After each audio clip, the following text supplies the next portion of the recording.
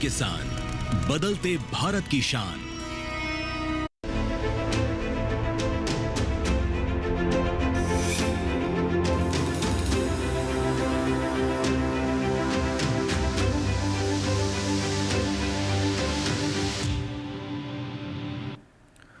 नमस्कार, आप सभी का स्वागत है दूरदर्शन किसान पर। आप देख रहे हैं मौसम खबर। मैं हूं आपके साथ पुलकित शुक्ला। मौसम खबर में आज हमको बताएंगे देश भर के तमाम राज्यों में कैसा रहने वाला है मौसम का हाल, कहाँ होगी बारिश, कहाँ रहेगा तापमान में क्या कुछ बदलाव, साथ ही जानेंगे पर्यटन स्थलों का मौसम। लेकिन शुरुआत करेंगे आज हम 5 बड़ी खबरों से। मौसम के लिहाज से 5 बड़ी खबरें कौन सी हैं, आइए नजर डाल लेते हैं। सबसे पहले हम बात करते हैं कुछ खास राज्यों के, जिसमें जम्मू कश्मीर की बात करें तो यहाँ पर बर्फबारी के आसार बताए गए हैं। बर्फबारी को लेकर अलर्ट जारी किया गया है। जम्मू कश्मीर के काफ़ी हिस्सों के अंदर आपके बदलाव देखने को मिलेगा। हरियाणा की बात करें, हल्की बारिश की संभावना है। हरियाणा के कुछ हिस्सों में हल्की बारिश देखने को मिल सकती है। उत्तर प्रदेश की बात कर लेते हैं, कहीं कहीं बेहद घना कोहरा छाने को लेकर संभावना जारी की गई है। उत्तर प्रदेश के कई हिस्सों में घना कोहरा देखने को मिलेगा। बात करें पश्चिम बंगाल की, जहां पर सुबह और शाम के वक्त घना कोहरा छाने के आसार हैं। पश्चिम बंगाल के मौसम में बड़ा परिवर्तन देखने को मिलेगा। वहीं बात करें नागालैंड की, जहां पर कुछ स्थानों पर हल्की वर्षा संभव है। नागालैंड के कई हिस्सों में यहां पर हल्की वर्षा आपको देखने को मिलेगी। तो मौसम के लिहाज से आज की 5 बड़ी खबरें हुई। मौसम खबर में आगे बढ़ते हैं और बात करते हैं सर्दी को लेकर इस समय देश के तमाम राज्यों में क्या अपडेट है, और इस जानकारी को लेने के लिए रुक करते हैं अपनी एआई एंकर भूमि की तरफ। नमस्कार किसान भाइयों और बहनों, आप देख रहे हैं सर्द अपडेट डीडी किसान पर। मैं हूं आपकी एआई एंकर भूमि। आज हम आपको देश भर में होने वाली मौसम की स्थिति की ताजा जानकारी देने जा रहे हैं। उन क्षेत्रों की जानकारी लेते हैं जहां नजर बनाए रखें। उत्तर प्रदेश में कहीं कहीं बहुत घना कोहरा छाने की संभावना है, जबकि पश्चिम बंगाल, सिक्किम, बिहार, ओडिशा, असम और मेघालय में कहीं कहीं घना कोहरा रह सकता है। तमिलनाडु, पुडुचेरी में कहीं कहीं भारी बरसात हो सकती है। साथ ही गरज और चमक के साथ हवाएं चलने की संभावना है। वहीं केरल में कहीं कहीं गरज और चमक के साथ हवाएं चल सकती हैं। बाकी सभी राज्यों में फिलहाल कोई विशेष चेतावनी नहीं है। यह थी मौसम की ताजा जानकारी। कृपया सुरक्षित रहें। तो अपने क्षेत्र में बदलते हुए मौसम पर नजर बना के रखें, सावधान रहें, सुरक्षित रहें। आगे बढ़ते हैं मौसम खबर में और अब बात करते हैं देश के तमाम राज्यों में बरसात को लेकर क्या कुछ संभावना है। आने वाले 24 से 48 घंटों के भीतर कहां ज़्यादा बारिश होगी, कहां कम बरसेंगे बादल और कहां कोई बरसात को लेकर अलर्ट नहीं है, इसकी जानकारी आपको देंगे मौसम पूर्वानुमान के जरिए। आप मेरे पीछे भारत का नक्शा देख रहे हैं। अलग अलग राज्यों को इसमें अलग अलग रंगों से दर्शाया जाता है। आइए जान लेते हैं क्या कुछ अलर्ट जारी किया गया फिलहाल आज के लिए। बात करें लद्दाख, ले जम्मू कश्मीर, श्रीनगर, गिलगित की, तो यहाँ पर कई जगह बरसात को लेकर संभावना जारी की गई आने वाले 24 से 48 घंटों को लेकर। हिमाचल प्रदेश में कहीं कहीं बारिश आपको देखने को मिलेगी आने वाले 24 से 48 घंटों के लिहाज से। वहीं पंजाब, चंडीगढ़, हरियाणा, दिल्ली, उत्तराखंड, पश्चिमी उत्तर प्रदेश, पूर्वी उत्तर प्रदेश की बात करें तो यहाँ पर फिलहाल बरसात के लिए कोई संकेत जारी नहीं किए गए हैं। यानी आने वाले 24 से 48 घंटों के भीतर यहाँ बरसात कहीं भी देखने को नहीं मिलेगी। पूर्वोत्तर राज्यों की बात करें, जिसमें असम, मेघालय में अधिकतर जगह बरसात को लेकर संभावना जारी की गई है आने वाले 24 से 48 घंटों के लिहाज से। वहीं उप हिमालय, पश्चिम बंगाल, सिक्किम, नागालैंड, मणिपुर, मिजोरम, त्रिपुरा की बात करें तो कहीं कहीं बारिश आप यहां पर देख सकते हैं। अरुणाचल प्रदेश की बात करें तो यहां पर भी कई जगह बरसात आपको देखने को मिल सकती है। बात करें दक्षिण भारत की, तमिलनाडु, केरल, पुडुचेरी की बात करें, कई जगह बरसात को लेकर संभावना जारी की गई है। अंडमान निकोबार की बात करें तो कहीं कहीं बारिश के संकेत जारी किए गए हैं आने वाले 24 से 48 घंटों के लिहाज से। साथ ही तटीय आंध्र प्रदेश, रायलसीमा, बीती दक्षिण कर्नाटक, बीती उत्तर कर्नाटक, तेलंगाना की बात करें तो यहां पर बरसात के कोई संकेत जारी नहीं किए गए हैं फिलहाल। मध्य भारत की बात करें तो पूर्वी मध्य प्रदेश, छत्तीसगढ़, विदर्भ, मराठवाड़ा, पश्चिमी मध्य प्रदेश, यहां पर बरसात के कोई संकेत जारी नहीं किए गए हैं।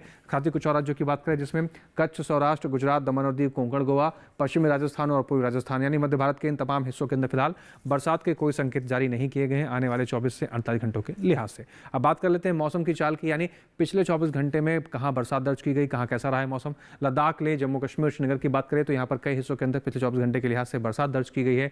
हिमाचल प्रदेश के कुछ हिस्सों में बरसात दर्ज की गई है। हरियाणा और पश्चिमी राजस्थान की बात करें तो काफी हिस्सों के अंदर घना कोहरा छाया हुआ देखा गया है। इसी प्रकार से मौसम पश्चिमी उत्तर प्रदेश और पूर्वी उत्तर प्रदेश में भी देखा गया, जहां पर पिछले 24 घंटे के लिहाज से कई हिस्सों के अंदर काफी घना कोहरा छाया हुआ देखा गया है। साथ ही दिल्ली की बात करें तो यहां पर भी कई हिस्सों में घना कोहरा छाया हुआ देखा गया। पूर्वोत्तर राज्यों की बात करें, नागालैंड के कई हिस्सों के अंदर बरसात दर्ज की गई है। असम, मेघालय के कुछ हिस्सों में बरसात दर्ज की गई है और कुछ हिस्सों के अंदर काफी घना कोहरा छाया हुआ देखा गया है। मणिपुर, मिजोरम और त्रिपुरा की बात करें, काफी हिस्सों के अंदर बरसात दर्ज की गई है। उप हिमालय, पश्चिम बंगाल, सिक्किम, कई हिस्सों के अंदर यहाँ पर घना कोहरा छाया हुआ देखा गया। गया है। दक्षिण भारत की अगर हम बात करें, तमिलनाडु पुडुचेरी के कई हिस्सों के अंदर बरसात दर्ज की गई है पिछले 24 घंटे के लिहाज से। अंडमान निकोबार की बात कर ले तो यहाँ पर भी पिछले 24 घंटे के लिहाज से कई हिस्सों के अंदर बरसात दर्ज की गई है। बात करें सौराष्ट्र और कच्छ की, आप यहाँ पर देख रहे हैं सौराष्ट्र और कच्छ की अगर हम बात करें तो यहाँ पर भी कई हिस्सों के अंदर पिछले 24 घंटे के लिहाज से कई जगहों पर काफ़ी घना कोहरा छाया हुआ देखा गया। यह हुई मौसम की चाल पिछले 24 घंटे के लिहाज से। आगे भी कुछ और खास जानकारी आप तक पहुँचाएंगे मौसम से जुड़ी हुई, लेकिन यहाँ पर लेना होगा एक छोटा सा ब्रेक। आप बने रहें, देखते रहें मौसम खबर। तुझे तगड़ा इंसेंटिव मिला है, क्या प्लान है? सोच रहा हूँ गवर्नमेंट सिक्योरिटीज में इन्वेस्ट करूं। बिल्कुल सही सोच रहे हैं आप। अब गवर्नमेंट सिक्योरिटीज में इन्वेस्ट करना आसान हो गया है। पर कैसे? आरबीआई रिटेल डायरेक्ट स्कीम में बिना ब्रोकर के आप इन्वेस्ट कर सकते हैं और आपको आपकी पूंजी पर मिलेगी रिटर्न्स। आरबीआई पोर्टल पर जाइए, मुफ्त में अकाउंट खोलिए और अपने बैंक खाते से सीधे पैसे इन्वेस्ट कीजिए। सुरक्षित, आसान। रिटायरमेंट के बाद मैं भी यही इन्वेस्ट करूंगा। बहुत सही कह रहे हैं आप। आरबीआई कहता है जानकार बनिए, सतर्क रहिए। किस फसल की क्या है चाल, किस मंडी का क्या है हाल, उतरते चढ़ते भाव का असर, आयात निर्यात का क्या है असर, कैसा रहेगा आगे बाजार, बताएंगे मंडियों के जानकार। देखिए मंडी खबर सोमवार से शनिवार शाम 5 बजे सिर्फ दूरदर्शन किसान चैनल पर।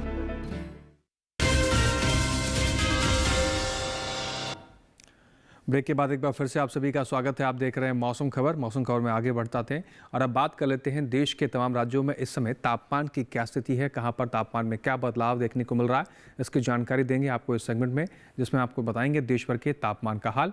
तो शुरुआत करते हैं तापमान के हाल की और सबसे पहले आप बात करते हैं न्यूनतम तापमान की। देश के तमाम राज्यों में न्यूनतम तापमान कैसा रहा है जान लेते हैं। बात करें हिमाचल प्रदेश, पंजाब, चंडीगढ़ की, तो यहाँ पर आप देख रहे हैं न्यूनतम तापमान का हाल 3.1 से 5 डिग्री सेल्सियस सामान्य से ज़्यादा की स्थिति में न्यूनतम तापमान का हाल इन राज्यों के अंदर दर्ज किया गया है। बात करें राजधानी दिल्ली की, न्यूनतम तापमान का हाल राजधानी दिल्ली के अंदर 1.6 से 3 डिग्री सेल्सियस सामान्य से कम की स्थिति में देखने को मिला। सामान्य से कम यहाँ पर न्यूनतम तापमान दर्ज किया गया। वहीं गांगे पश्चिम बंगाल की अगर हम बात करें, न्यूनतम तापमान यहाँ पर 5.1 डिग्री सेल्सियस सामान्य से ज़्यादा की स्थिति में न्यूनतम तापमान की स्थिति दर्ज की गई है। पूर्वोत्तर राज्यों की बात करें, अरुणाचल प्रदेश, असम और मेघालय के अंदर न्यूनतम तापमान का जो हाल रहा वो 3.1 से 5 डिग्री सेल्सियस सामान्य से ज़्यादा की स्थिति में दर्ज किया गया है। न्यूनतम तापमान का हाल सामान्य से ज़्यादा यहाँ पर देखने को मिला। रायलसीमा की बात करें, न्यूनतम तापमान रायलसीमा की यहाँ पर 1.6 से 3 डिग्री सेल्सियस सामान्य से कम की स्थिति में दर्ज किया गया, तो सामान्य से कम न्यूनतम तापमान यहाँ पर देखने को मिला। साथ ही बात कर लेते हैं कोंकण, गोवा की। कोंकण और गोवा के अंदर न्यूनतम तापमान का जो हाल रहा वो 1.6 से 3 डिग्री सेल्सियस सामान्य से कम की स्थिति में यहाँ पर भी दर्ज किया गया है। मध्य महाराष्ट्र की अगर हम बात करें, न्यूनतम तापमान का हाल 5.1 डिग्री सेल्सियस सामान्य से ज़्यादा की स्थिति में न्यूनतम तापमान दर्ज किया गया।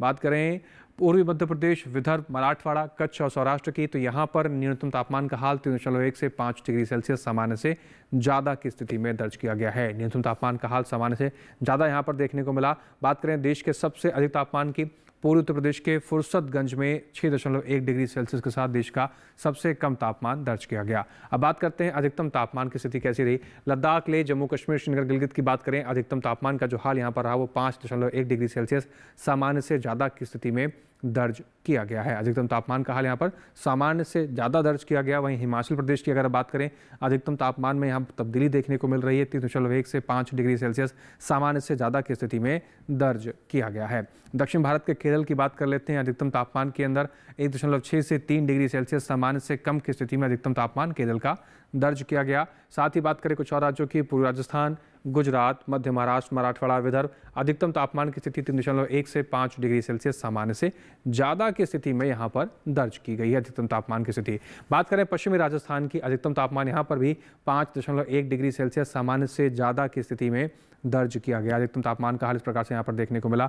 बात करें झारखंड, उड़ीसा, छत्तीसगढ़, पूर्वी मध्य प्रदेश, पश्चिमी मध्य प्रदेश के हाल की, अधिकतम तापमान यहाँ पर 3.1 से 5 डिग्री सेल्सियस सामान्य से ज़्यादा की स्थिति में दर्ज किया गया। अधिकतम तापमान यहाँ पर सामान्य से ज़्यादा देखने को मिला। और देश में सबसे अधिक तापमान विदर्भ के अकोला में दर्ज किया गया, 36.3 डिग्री सेल्सियस के साथ देश का सबसे अधिक तापमान यहाँ पर रिकॉर्ड किया गया है। इसके साथ ही देश के बाकी बचे हुए हिस्सों में तापमान की स्थिति कैसी रही, आइए नजर डाल लेते हैं।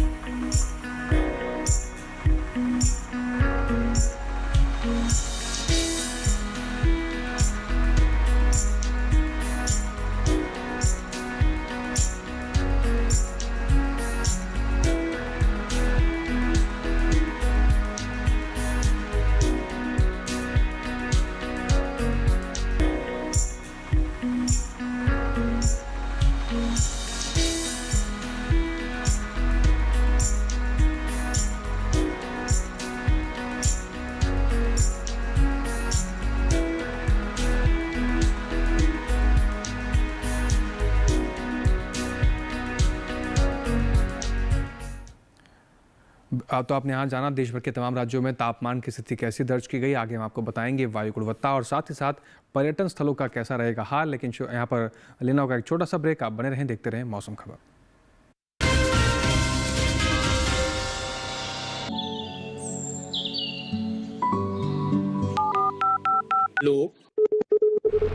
कार्यक्रम के पहले कॉलर जुड़ गए हैं। इस बीच हमारे पास कुछ ईमेल्स भी आए हैं। सवाल पूछिए अपना। में जो मकान पैदा करेंगे इनमें कौन सी सावधानी बरतनी है? गर्म इलाकों के लिए आप HRM99 इनसे आप कुछ फल ले सकते हैं। नीम के पेड़ पे जैस्मिन फल निहाय। उसको पूरी खुली धूप चाहिए। फसल में कीट लगा हो या कोई बीमारी, पशुपालन में हो कोई दिक्कत या चाहिए कोई जानकारी, फोन उठाइए, नंबर मिलाइए और कहें हेलो किसान। सोमवार, बुधवार और शुक्रवार शाम 6 से 7 बजे सिर्फ डीडी किसान पर। तरह देता बहा, थक जाता, झुलस जाता, हो जाता बीमार, तब उसकी सेहत का ध्यान रखता सिर्फ डीडी किसान।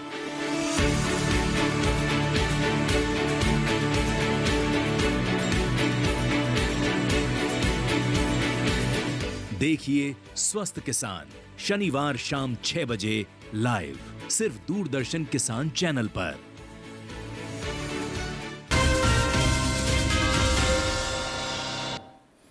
ब्रेक के बाद एक बार फिर से आप सभी का स्वागत है। आप देख रहे हैं मौसम खबर। आगे बढ़ते हैं मौसम खबर में और अब बात करते हैं देश के तमाम राज्यों की वायु गुणवत्ता की स्थिति कैसी रही इसके बारे में।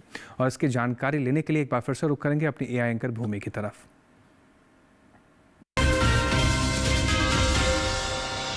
अब बढ़ते हैं आगे और जानते हैं कि देश के अलग अलग राज्यों में वायु की गुणवत्ता का हाल। सबसे पहले बात करते हैं देश की राजधानी दिल्ली की, जहां वायु की गुणवत्ता खराब रही। यहां गुणवत्ता सूचकांक 367 दर्ज किया गया। पुणे की बात करें तो यहां वायु की गुणवत्ता संतोषजनक रही। यहां वायु गुणवत्ता सूचकांक 129 दर्ज किया गया। मुंबई में भी वायु की गुणवत्ता संतोषजनक रही। यहां गुणवत्ता सूचकांक 121 दर्ज हुआ। कोलकाता में गुणवत्ता सूचकांक 105 दर्ज किया गया, जो संतोषजनक श्रेणी में है। बेंगलुरु में वायु गुणवत्ता सूचकांक 101 दर्ज किया गया, जो संतोषजनक है। लखनऊ की बात करें तो यहाँ सूचकांक 276 दर्ज किया गया, जो थोड़ा खराब श्रेणी में आता है। पटना की वायु गुणवत्ता भी थोड़ी खराब रही। यहाँ गुणवत्ता सूचकांक 287 दर्ज किया गया। हैदराबाद में वायु गुणवत्ता अच्छी रही। यहाँ सूचकांक 96 दर्ज हुआ। अहमदाबाद में वायु की गुणवत्ता संतोषजनक रही। यहाँ गुणवत्ता सूचकांक 130 दर्ज किया गया। कृपया अपनी सेहत का ध्यान रखें। धन्यवाद भूमि। आगे बढ़ते हैं मौसम खबर में और अब बात करते हैं अपने देश के प्रमुख पर्यटन स्थलों के बारे में। आने वाले 4 दिनों में इन पर्यटन स्थलों पर मौसम का हाल कैसा रहेगा, वहां के तापमान में क्या तब्दीली देखने को मिलेगी, ये तमाम जानकारी हम आपको देंगे आज के इस सेगमेंट में, जिसका नाम है पर्यटन पूर्वानुमान। तो पर्यटन पूर्वानुमान की शुरुआत करते हैं और जानते हैं कुछ खास प्रमुख पर्यटन स्थलों के बारे में। सबसे पहले बात करेंगे लद्दाख के लेह की। शुक्रवार को यहाँ पर कई हिस्सों के अंदर बादल छाए रहेंगे, कुछ हिस्सों के अंदर धूप निकलने की संभावना बताई गई है। शनिवार, रविवार, सोमवार बाकी के 3 दिन मौसम साफ रहने के संकेत हैं, तेज धूप खिलने के आसार हैं। अधिकतम तापमान की स्थिति 0 डिग्री सेल्सियस के आसपास बनी रहेगी। आने वाले 4 दिनों के लिहाज से न्यूनतम तापमान -14 डिग्री सेल्सियस के आसपास की स्थिति देखने को मिल सकती है आने वाले 4 दिनों के लिहाज से। और 3 दिन यहाँ पर मौसम में बहुत साफ मौसम रहने के संकेत जारी किए गए हैं। बात करते हैं उत्तराखंड के अल्मोड़ा की। शुक्रवार को तेज धूप खिलने की संभावना बताई गई है। शनिवार को हल्के फुल्के बादल छाए रहेंगे, कुछ हिस्सों में धूप खिलने की संभावना है। रविवार को फिर से मौसम साफ रहने के संकेत हैं, तेज धूप खिल सकती है। सोमवार को फिर से बादल छाए रहेंगे, कुछ हिस्सों में हल्की फुल्की धूप खिलने की संभावना बताई गई है। अधिकतम तापमान 25 से 26 डिग्री सेल्सियस तक आपको देखने को मिलेगा आने वाले 4 दिनों के लिहाज से। न्यूनतम तापमान की स्थिति की बात करें तो 4 से 5 डिग्री सेल्सियस के आसपास की स्थिति आपको देखने को मिल सकती है। बात करें हिमाचल प्रदेश के मनाली की। शुक्रवार, शनिवार शुरुआत के 2 दिन यहाँ पर बर्फबारी के संकेत जारी किए गए हैं। रविवार को कुछ हिस्सों में बादल छाए रहेंगे, कुछ हिस्सों में हल्की फुल्की धूप खिलने की संभावना बताई गई है। सोमवार को फिर से मौसम में परिवर्तन है, बारिश के संकेत जारी किए गए हैं।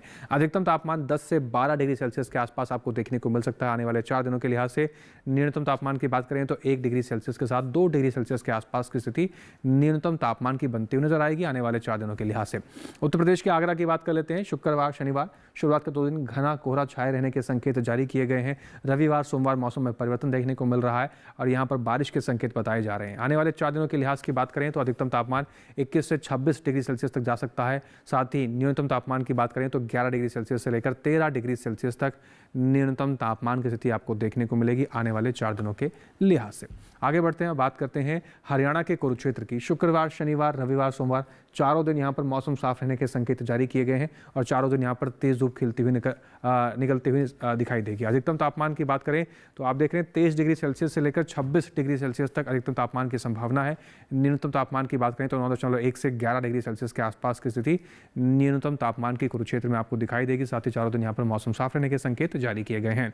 बात करते हैं राजस्थान के उदयपुर की। शुक्रवार, शनिवार, रविवार शुरुआत के 3 दिन काफी अच्छा मौसम रहेगा, तेज धूप खिलने की संभावना बताई गई है, मौसम साफ रहेगा।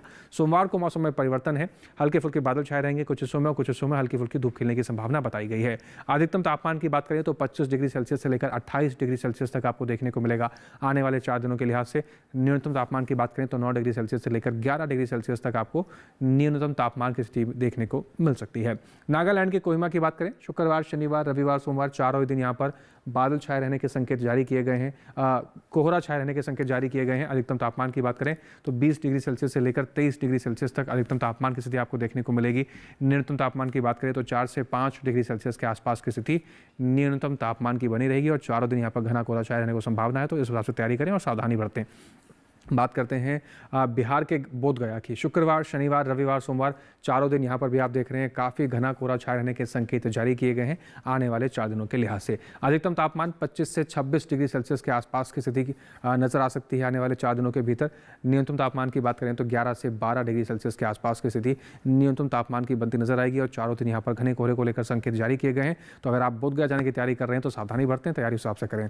वहीं बात करें तेलंगाना के हैदराबाद की। शुक्रवार, शनिवार, रविवार, सोमवार आने वाले चारों दिन यहाँ पर सामान्य सा मौसम रहेगा, बादल छाए रहेंगे और कुछ हिस्सों में हल्की फुल्की धूप खिलने की संभावना भी बताई जा रही है। अधिकतम तापमान की स्थिति 31 डिग्री सेल्सियस से लेकर 33 डिग्री सेल्सियस तक की आपको देखने को मिलेगी और वहीं न्यूनतम तापमान 18 से 19 डिग्री सेल्सियस के आसपास बनता हुआ नजर आएगा आने वाले 4 दिनों के लिहाज से। चारों दिन बादल छाए रहेंगे, हल्की फुल्की धूप खिलने की संभावना बताई जा रही है।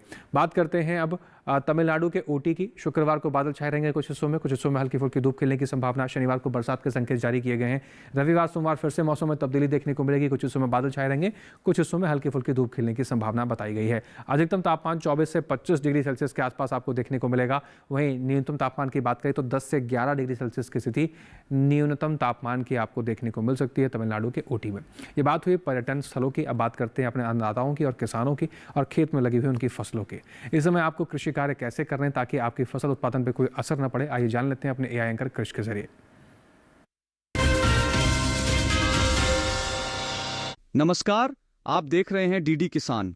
मैं हूं एआई कृषि और आज हम गुजरात, महाराष्ट्र, कर्नाटक और अंडमान निकोबार में होने वाली खेती किसानी से संबंधित सलाहों के बारे में पूरी जानकारी देंगे। गुजरात के कपास किसान कपास की पकी फसलों की कटाई जारी रखें। गुजरात में किसान मिर्च में पत्ती मोड़क के नियंत्रण के लिए इमिडाक्लोप्रिड का छिड़काव कर लें। यहां बैंगन को फल छेदक कीट से बचाने के लिए 4 से 6 फेरोमोन ट्रैप लगा लें। गुजरात में धनिये के पौधों में एफिड के नियंत्रण के लिए इमिडाक्लोप्रिड का स्प्रे कर लें। गुजरात में ही अरंडी के पौधे को चूसक कीट से बचाने के लिए जरूरी दवाओं का छिड़काव कर लें। यहां सरसों की फसल को एफिड से बचाने के लिए जरूरी कीटनाशक छिड़क लें। महाराष्ट्र के कोंकण में इस समय मूंगफली की बुवाई की जा सकती है। मध्य महाराष्ट्र के किसान ज्वार की पकी फसलों की कटाई कर लें। विदर्भ के किसान अरहर की पकी फसलों की कटाई का काम कर लें। वहीं विदर्भ के पूर्वी विदर्भ में किसान धान की बुवाई जारी रखें। महाराष्ट्र के पुणे के किसान अरहर की पकी फसलों की कटाई कर लें। पुणे में इस समय गन्ने की बुवाई की जा सकती है। महाराष्ट्र के नासिक के किसान मूंगफली और बाजरा की बुवाई के लिए खेत तैयार कर लें। यहां के नागपुर के किसान धान, तिल, मूंगफली, तरबूज और खरबूज की बुवाई जारी रखें। नागपुर में ही गेहूं को रस चूसक कीट से बचाने के लिए जरूरी कीटनाशक छिड़क लें। कर्नाटक में किसान धान, ज्वार, अरहर और मिर्च की पकी पौध की कटाई और तुड़ाई का काम कर लें। कर्नाटक में इस समय तिल, लोबिया, मूंग और उड़द की बुवाई की जा सकती है। अंडमान और निकोबार द्वीप समूह के किसान धान की पकी फसलों की कटाई कर लें। इसी तरह कृषि और किसानों से जुड़ी हर महत्वपूर्ण जानकारी के लिए हमारे साथ जुड़े रहिए और देखते रहिए डीडी किसान। धन्यवाद कृष। आगे बढ़ते हैं, बात करते हैं आज की फसल की। आज की फसल में हम बात करें तो ये समय बेहद उपयुक्त है पालक की बुआई को लेकर। पालक के अंदर काफ़ी पोषक तत्व पाए जाते हैं जो हमारे शरीर के लिए काफ़ी लाभदायक है। लेकिन पालक की बुआई को लेकर क्या कुछ बातें आपको ध्यान रखनी चाहिए, आइए देखते हैं एक रिपोर्ट के जरिए। इस समय पालक की बुआई की जा सकती है। पालक को मैदानी और पहाड़ी दोनों क्षेत्रों में बोया जा सकता है। मैदानी इलाकों में सर्दी के मौसम में ये ज्यादा बोई जाती है। वैसे तो इसे किसी भी प्रकार की मिट्टी में बोया जा सकता है, फिर भी दोमट मिट्टी इसके लिए सर्वोत्तम मानी जाती है। अलग अलग राज्यों के लिए अलग अलग किस्में हैं। किसान वैज्ञानिकों से सलाह लेकर बीज का चुनाव कर सकते हैं। अच्छी नमी से बुआई करने पर तुरंत सिंचाई की जरूरत नहीं पड़ती। फिर भी बुआई के 8 से 10 दिन बाद सिंचाई करना आवश्यक है। इसके बाद 10 से 15 दिन के अंतराल पर सिंचाई करते रहें। पत्तियों की हर कटाई के बाद सिंचाई करना ना भूलें। खरपतवार नियंत्रण के लिए बोने के 15 से 20 दिन बाद पहली निराई गुड़ाई कर दें। पालक के लिए 2 से 3 बार निराई गुड़ाई करनी चाहिए। पत्तेदार सब्जियों में आमतौर पर बीमारी नहीं लगती, फिर भी अगर बीमारी लग जाए तो कटाई के बाद दवा छिड़कें ताकि पत्तियों पर दवाई का असर ना हो। वैसे पालक में सर्कोस्पोरा लीफ स्पॉट और डंपिंग ऑफ जैसी बीमारियों की आशंका रहती है। लीफ माइनर, चैंपा, माहू और इल्ली जैसे कीट पालक की पत्तियों को नुकसान पहुंचा सकते हैं। बचाव के लिए विशेषज्ञों की सलाह पर उचित दवाएं छिड़कें। ध्यान रखें कि फसल में किसी भी प्रकार की दवा का छिड़काव करने से पहले कृषि विशेषज्ञों से सलाह जरूर लें। पालक की 1 हेक्टेयर में 80 से 100 क्विंटल तक पैदावार होती है। इसे कई बार काटा जा सकता है। तो पालक की अच्छी बुआई और अच्छा उत्पादन लेने के लिए इन सभी बातों का किसान भाई ध्यान रखें। इसके साथ ही आज के मौसम खबर में बस इतना ही। मौसम खबर में दिखाई गई सभी जानकारी को आप दोबारा से भी देख सकते हैं। आपको पता है आपको क्या करना है। हम आपको हमेशा की तरह टेलीविजन स्क्रीन पर एक QR कोड दिखा रहे हैं। इस QR कोड को आप स्कैन कीजिए और सीधा आप पहुंच जाएंगे डीडी किसान की YouTube चैनल पर। वहां पर भी मौसम खबर में दिखाई गई सभी जानकारी को आप दोबारा से भी देख पाएंगे। और उम्मीद करते हैं कि मौसम खबर में जो हम जानकारी दिखा रहे हैं उससे हमारे किसान भाइयों को लाभ हो रहा होगा। इसके साथ ही आज के लिए बस इतना ही। फिर से हाजिर होंगे मौसम से जुड़ी तमाम नई जानकारी लेकर। फिलहाल के लिए हमें और हमारी टीम को दीजिए इजाज़त। आप बने रहें डीडी किसान के साथ। नमस्कार।